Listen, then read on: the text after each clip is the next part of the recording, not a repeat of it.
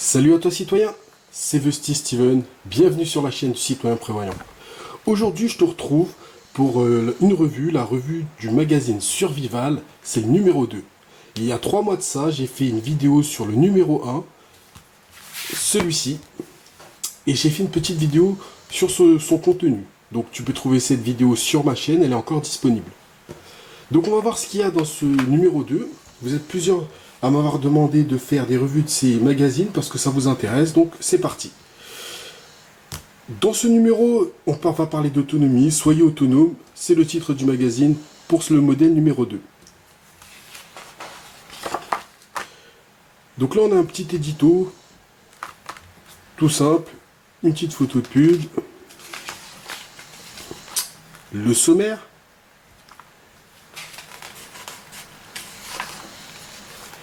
une page sur les nouveaux matos qui sont mis à l'honneur dans ce magazine, peu de pub, et on va commencer avec le premier article. Donc là c'est Tchernobyl, la forge du démon. C'est un article qui nous explique tout simplement le pourquoi du comment.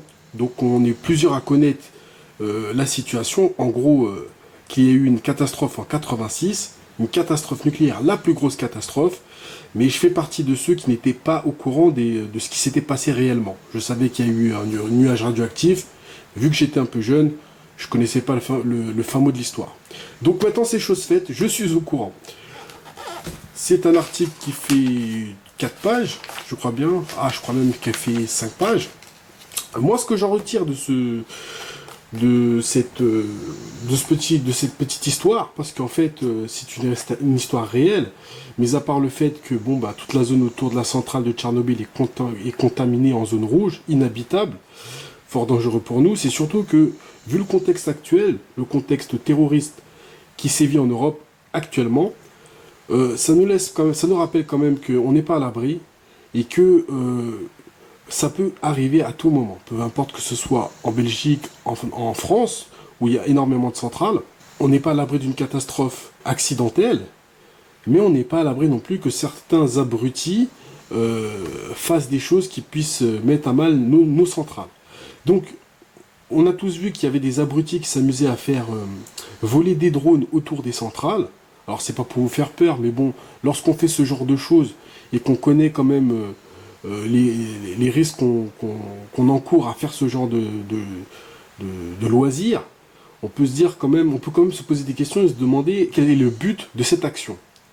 On sait également que lorsqu'il y a eu dernièrement une perquise en Belgique dans la filière djihadiste, les officiers inspecteurs ont découvert des vidéos où les terroristes filmaient les allées et venues du numéro 2 du parc nucléaire de la Belgique.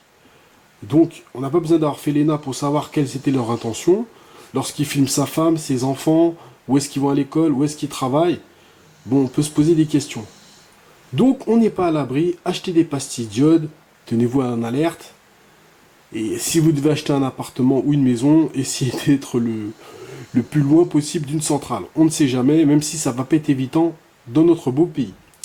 Donc, on va passer à l'article suivant. Alors, c'est un article qui a été écrit par le forum Instinct de Survie. Au passage, c'est un excellent forum, on apprend plein de choses quand on est bushcrafter, trappeur, chasseur ou survivaliste. Il y a plein de petites astuces à découvrir, donc c'est gratuit, inscrivez-vous, ça ne mange pas de pain. Donc dans cet article, ils vous font un petit rappel pour vous apprendre comment vous protéger contre la chaleur, se protéger contre le froid. Il y a un petit encadré pour vous expliquer qu'on peut aussi se protéger avec de la neige, c'est très intéressant. Il y a également des illustrations pour vous aider à fabriquer un abri, pour que vous puissiez avoir une idée de comment on fabrique un abri. C'est mon article. Alors là, nous avons un article qui va vous parler des tentes, pour lorsqu'on fait des treks, lorsqu'on part faire des longues randonnées de plusieurs jours. Alors, c'est un article qui apprend comment définir ses besoins pour la tente. Moi, personnellement, il n'y a pas si longtemps que ça, j'ai acheté une tente. Bon, pas une aussi grosse tente, parce que j'en avais pas les besoins. Moi, quand je vais aller dans les bois, c'est pour faire 1 ou 2 jours, histoire de m'entraîner un petit peu et communier avec la nature. Donc une petite tente 2-3 places, ça me suffit amplement. Et en même temps, c'est pas les mêmes budgets, hein. Mais bon, pour ceux que ça intéresse, c'est un bon article qui vous explique, qui vous aide à choisir une belle tente. Moi, ce que j'ai aimé, c'est surtout le petit encadré rouge où on nous parle du fameux hamac Ticket to the Moon. Alors ça, je pense que c'est un hamac que je vais acheter parce que ça fait un moment qui me fait des clins d'œil. C'est un hamac qui est fait en Indonésie par un Français. Il fait travailler les locaux. C'est un hamac qui est assez solide, qui est connu dans le milieu du bushcraft. On va faire un petit zoom. Voilà. Je crois que ça coûte dans les alentours de 40-50 euros de mémoire, hein. Et en plus de ça, ça prend pas beaucoup de place parce que ça, une fois rangé, ça ressemble à une sorte de petite banane comme ça. Et ça se transporte très facilement. On va dézoomer. Voilà. Alors là, c'est un article que j'ai bien apprécié. Alors, on explique comment faire une butte sandwich. Alors, je connaissais le principe, mais je ne savais pas comment ça s'appelait. En fait, c'est tout simplement lorsque vous n'avez pas beaucoup de place et que vous voulez faire un carré potager, comment enrichir la terre. Donc, je vous explique tout le processus. Et il y a une belle illustration pour que vous puissiez bien comprendre. Et quelques petites photos. On vous explique clairement comment faire votre butte sandwich. Pour l'autonomie, pour pouvoir enrichir son sol, c'est très très bien. Donc là, on a un article sur le sac d'évacuation, le fameux Bob Bug Out Bag.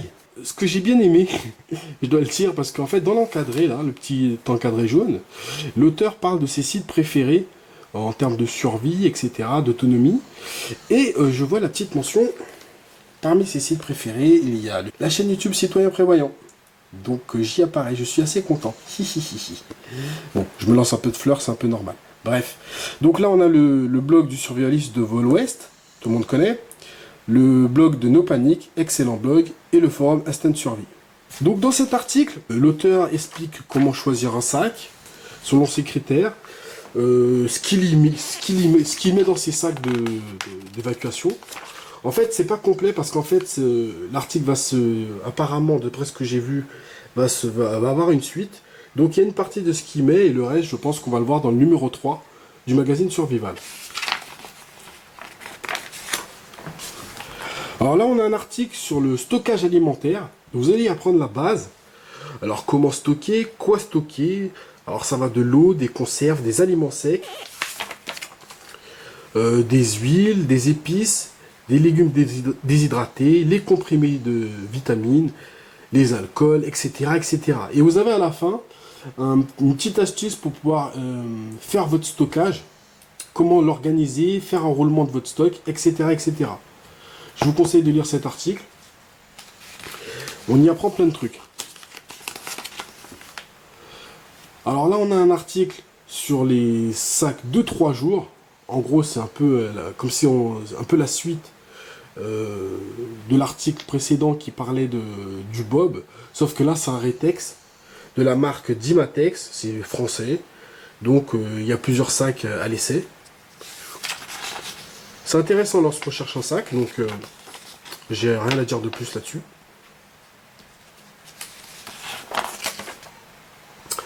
Là, on a une recette. En fait, c'est une recette de trappeur russe.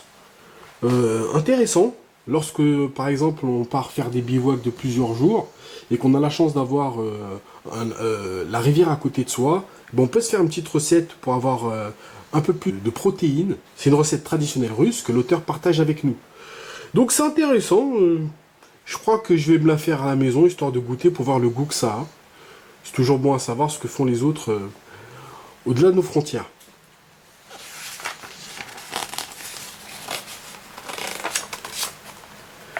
Alors là, on a un article qui s'appelle Résilience et chasse, la précieuse venaison. Alors au début, j'avais envie de le survoler et par curiosité, je l'ai lu quand même et j'ai trouvé ça vachement intéressant. Donc en fait, on apprend tout simplement que la viande de gibier est beaucoup moins grasse que la viande d'élevage, hein, tout simplement, et qu'elle est très très bonne. Et il nous explique tout simplement qu'on peut également en faire différentes recettes. Bon, ça, on s'en doutait déjà un petit peu, mais bon, C'est vrai que c'est, vu qu'on a perdu l'habitude d'en manger, c'est assez pratique. Ce que j'ai aimé particulièrement dans cet article, c'est que à la fin, on nous conseille quelques livres sur comment découper du gibier. Là, vous avez un tableau qui vous donne un récapitulatif de la valeur nutritionnelle de la viande de gibier, avec plein de photos. Et là, on vous conseille quelques livres à lire, à savoir comment découper un gibier, les différentes maladies que peut rencontrer le gibier dans la nature, ce qu'il faut savoir, ce qu'il ne faut pas manger dans l'animal, etc., etc. Et aussi des livres sur la balistique lorsque vous allez chasser, où est-ce qu'il faut tirer, pour ne pas trop endommager l'animal, pour le tuer rapidement, etc., etc. Alors c'est intéressant pour, dans une situation dégradée, savoir découper un gibier, c'est assez intéressant. Tout le monde ne le sait pas, tout le monde n'est pas bouché, donc ça peut nous servir. Pareil pour les maladies et les pathologies que peut rencontrer le gibier, c'est bon à savoir. Je vous laisserai le temps de lire l'article. Ici on a un article un peu plus tactique pour savoir comment se dissimuler dans la nature. On vous donne quelques petits conseils. Ça peut toujours servir, hein. On sait jamais si vous êtes traqué. Hein. Alors un truc intéressant, on vous donne différentes astuces et des choses à savoir pour pouvoir mieux se dissimuler dans son environnement. Également comment protéger son refuge, sa bade. Des petites astuces, poser du gravier, peindre les alentours de la propriété en blanc pour que s'il y a des intrus, ils soient plus facilement identifiables, etc., etc. Un article qui se lit très très bien. Là, c'est un article hygiène sur la coupe menstruelle. C'est vrai que ça peut être pratique lorsqu'on on se retrouve dans une situation dégradée, vu qu'il n'y a pas forcément accès à tout ce qui est serviette hygiénique ou tampon. La coupe menstruelle, c'est très très bien, ça coûte pas si cher que ça. Et au quotidien, pas besoin forcément d'être dans une situation dégradée. On fait énormément d'économies avec la coupe menstruelle. Bon, je pense que c'est un coup de main à prendre. Hein. Enfin, faudrait que je demande à ma femme, faudrait qu'on teste tout simplement. Parce que ça a l'air intéressant, j'ai vu déjà quelques vidéos là-dessus sur le sujet. Sur l'article suivant, on va parler de la topographie, s'orienter avec les points cardinaux. Alors, ça, pour ma part, c'est assez compliqué. Enfin, j'ai trouvé, hein. Mais c'est bon à savoir. Si on se perd dans la nature et qu'on doit dire à une équipe de secours notre position exacte, c'est bon de connaître les points cardinaux, comment on se repère sur une carte, etc., etc. Donc ça, il faut que je le relise parce que je ne suis pas calé du tout sur le sujet. Mais j'ai trouvé que c'était intéressant. Alors là, on a un reportage sur une guérilla qui se passe dans la jungle birmane. Où tout simplement ces soldats qui font leur petite guérilla dans la jungle, qui est un milieu très hostile, comment ils survivent. Alors c'est bon à lire, c'est bon à connaître, toutes leurs petites astuces, ce qu'ils font au quotidien pour pouvoir survivre. Moi ce que j'ai bien aimé, c'est leur petite technique pour faire cuire un rat dans un bambou. Fallait y penser, ou du riz tout simplement, hein, comme quoi quand on est dans une situation de survie, l'esprit humain est très imaginatif. Donc c'est un petit récit, une petite interview à lire, ça se lit tout seul. Ah là, ça c'est un truc que j'ai bien aimé. Comment conserver de la nourriture, tout simplement lorsqu'on n'a pas de frigo, qu'on est dans la nature. Alors on va pas le conserver pendant des semaines, hein, mais ça peut, on va dire, conserver les aliments pendant 2-3 jours supplémentaires, un peu plus longtemps que s'ils étaient à l'air libre. Donc on vous explique comment creuser un trou, etc. Je vous laisse lire l'article, c'est assez intéressant je trouve. Lorsqu'on part en bivouac, lorsqu'on fait des raids, comment conserver un petit peu plus longtemps sa nourriture, c'est assez intéressant.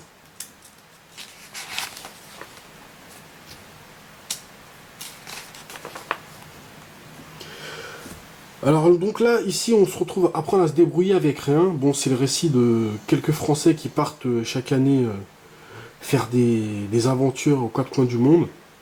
Bon bah je vous laisserai lire l'article. Ils partent en Guyane, ils partent un peu partout, au Panama. À vous de vous faire une petite idée là-dessus. Ensuite, là on a des rétextes de matériel qui ont été testés par la rédaction. Là on se retrouve avec un réchaud. C'est un très bon réchaud d'ailleurs celui-là. Un réchaud Optimus Polaris. Lorsqu'on cherche un réchaud, bon bah, Ça peut vous donner une idée.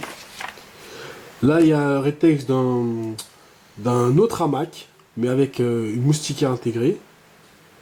Un petit rétex sur des chaussures waterproof et de la nourriture lyophilisée. Dans l'article suivant, ça va être un article qui va parler des pliants, hein, comportant EDC, tous les pliants utilitaires, hein, tout simplement. Donc il y a différents couteaux. C'est pas vraiment un rétex, c'est plus pour vous expliquer comment choisir un couteau en fonction de... qui en fait tout simplement pour vous dire qu'il y a plusieurs types de fermeture, de blocage des lames, etc. Différents types de plaquettes.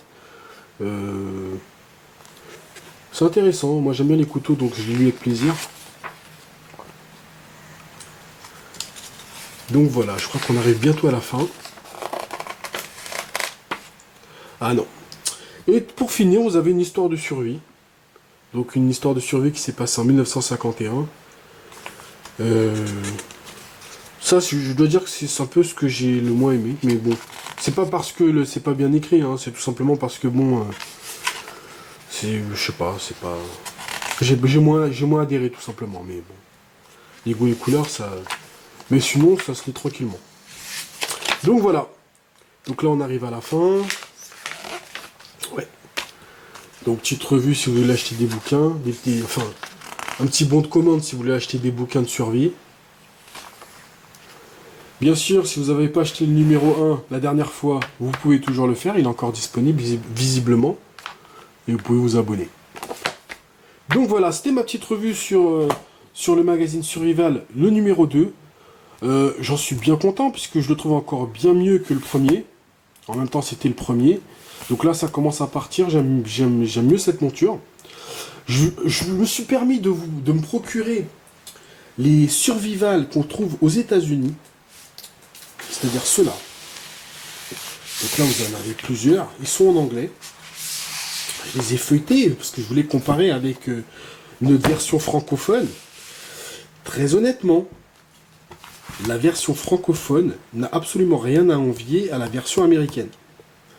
Alors, le seul truc que j'ai pu regarder, donc c'est le même type d'article, hein, on trouve à peu près la même chose, c'est que la version française n'a pas tout ce qui parle d'armes à feu. Comme on n'a pas la même législation, vu qu'on vit en Europe, en France, qui est une législation assez sévère sur les armes à feu, ce qui n'ont pas aux États-Unis. Donc il y a beaucoup de rétex sur les armes à feu.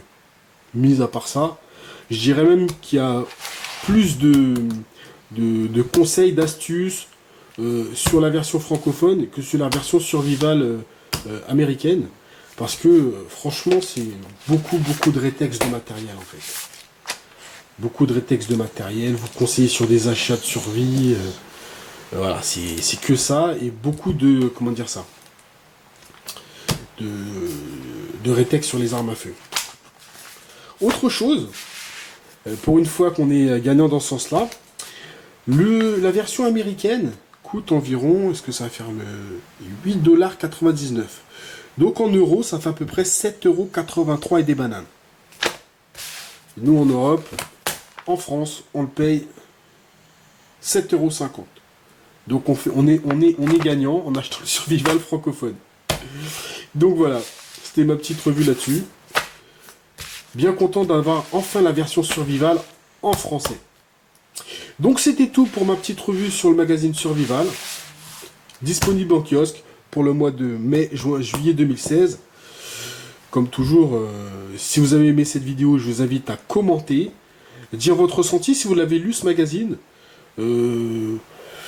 Dire ce que vous avez aimé, ce que vous n'avez pas aimé. Pour ma part, je prendrai le prochain numéro. Je vous dis à très bientôt. Abonnez-vous si c'est toujours pas fait. Et je vous dis à très bientôt pour une nouvelle vidéo. Ciao, ciao.